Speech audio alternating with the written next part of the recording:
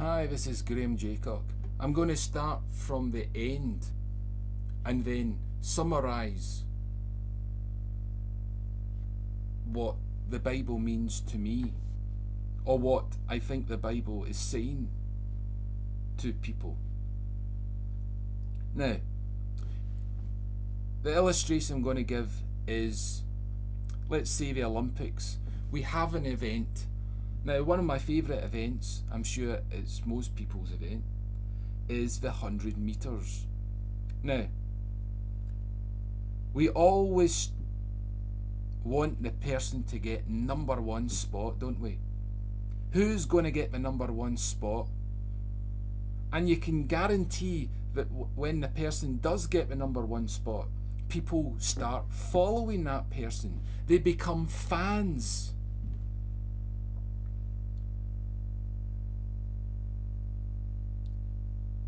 It's very bizarre. Now, anyway, Jesus, right, got the number one position in his sport because being a Jew or a Christian, you are an athlete for God, right?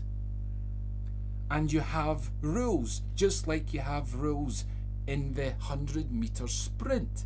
You have to get from A to B. Now, being a Jew or being a Christian, you have to get from A to B. Now, what does this mean? Well, from A to B means within your lifespan, you have to obey certain rules. And you have to understand the rules. It's not enough to know that the rule exists. You have to know what the rule means. So, a bit of advice to atheists to say, we know what morals are.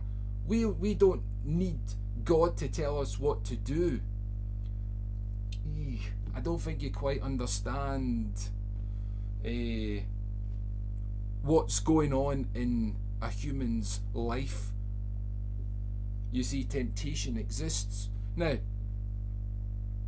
there's temptation in the 100 metres to stop, to get injured, and something I haven't mentioned. Now,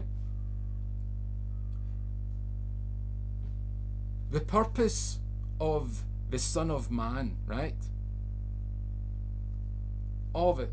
Okay, the Son of Man was to fulfill the Mosaic Law, the 10 Commandments.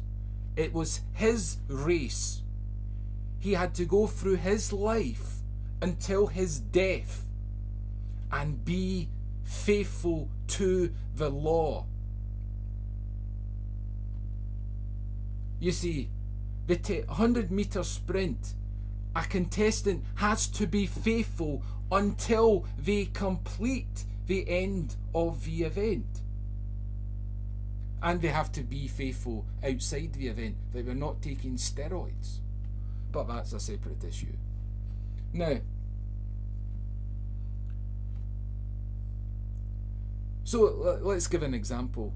Usain Bolt. He is the number one for the 100 metres. Hands down, he is the number one. No one can surpass him as of yet. Oh, is that right? As of just now, until someone comes along. So, people put their trust in this guy to know about what this event, or even perhaps fitness, is all about, and they get advice from him. He may even become a coach. But the other question, does getting the number one in sprinting justify him being a coach of how to behave in life? Now, that's another separate question. You see, being in the race for God it's a lifestyle change. And it's a hard lifestyle change, because we know from athletes, they dedicate their time for a reward. You see, a reward, a temporary reward. You know how atheists go on about, Christians only believe because they're getting a reward. You guys want the medal. You see this thing dangling? Well, just imagine it dangling. It's a reward. Do you not know what a reward is?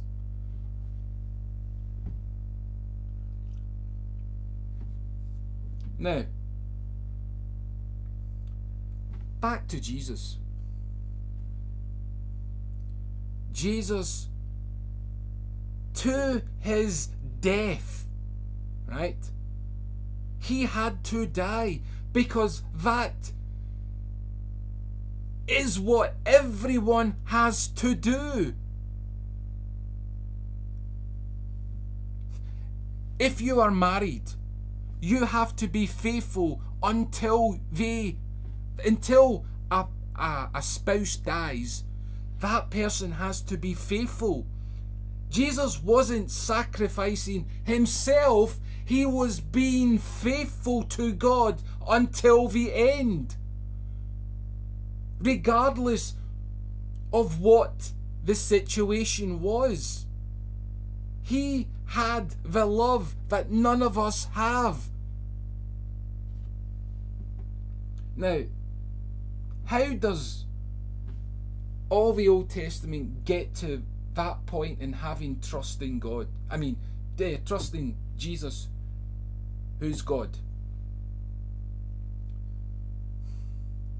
Because once Jesus had appeared to the apostles, after his death, he appeared to his apostles, right? And that is where the end of the race was justified. Because Jesus got to the end of his race, and it was in death that God judged. That's why God has objective morality, because morality comes from only God, because he has dominion over life and death. Humans have no business talking about morality, because they are not aware of what lies in death. We have the domain of love. So stop this argument about being moral. Our job is to be loving, because it is loving that defines morality.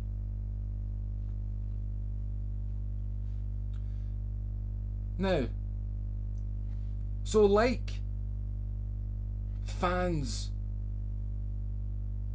trusting and having faith in Usain Bolt because he got the #1 position, Christians or atheists have faith in Jesus, and that is why they convert.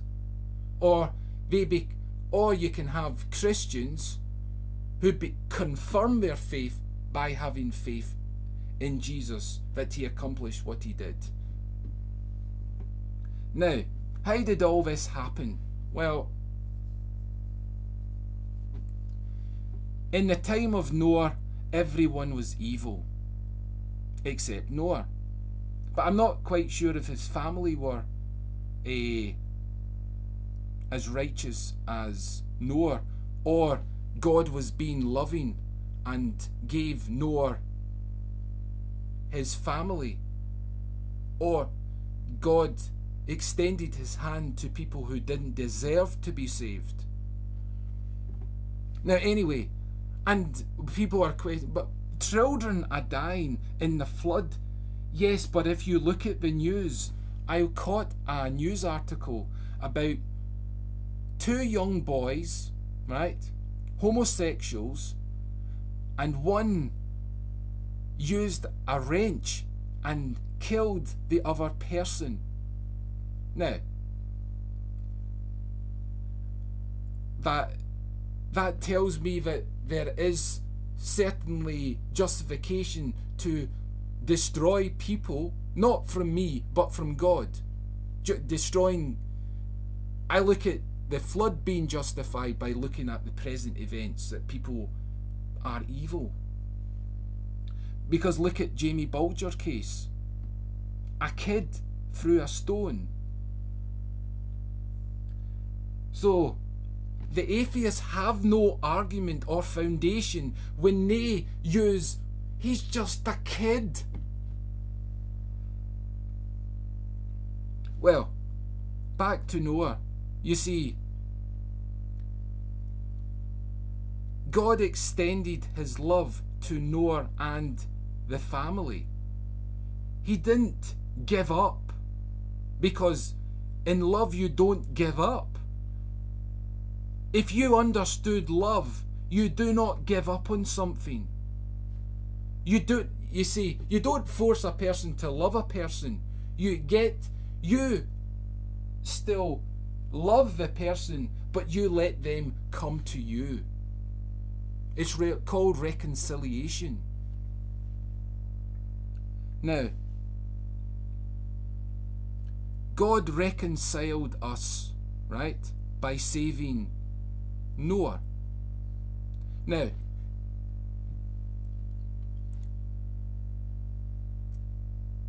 time passed, right, and a man called Abram came onto the scene. Now, God promised, because he trusted God. You see, there is no point of God giving laws to Abram when Abram hadn't passed the test, shall it be, of whether he would trust God. You see, I can't get somebody to follow me or obey what I say if they don't trust me. They have to get to know me. Now, once Abram, because of the successfully having faith, he was changed to Abraham. Well, he was blessed with descendants, right? And what God did, he wanted a way. Don't say that's the wrong choice of phrase, because God knew what he was doing. I'm just using bad choices of words here. God gave the law to the descendants, right, as a way to show how a person was to live, because the law understood the mechanics of the body and mind, and the law specifically dealt with these things. So if you obeyed the law, you would be holy, and being holy was showing the right character of God. You would be reflecting God. If you obeyed the 10 Commandments and God had actually come onto earth, right? If God was to come onto earth and obey the 10 Commandments, right, he would have shown the image of his character.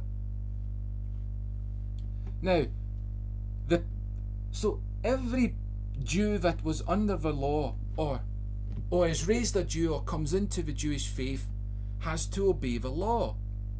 The purpose is to fulfill the law. But as the generations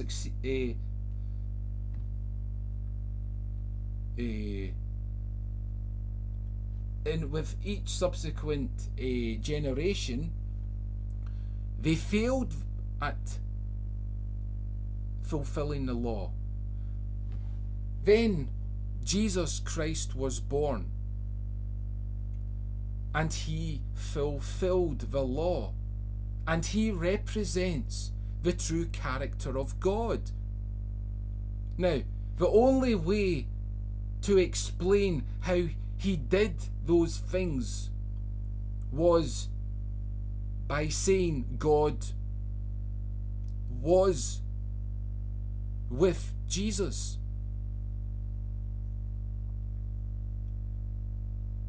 You see, the problem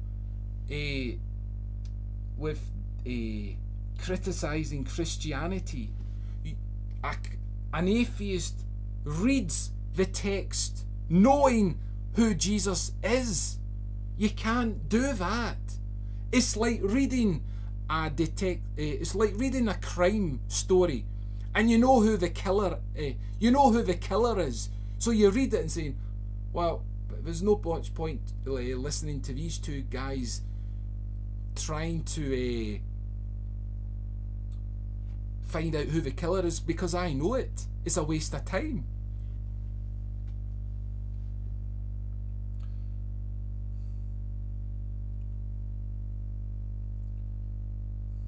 So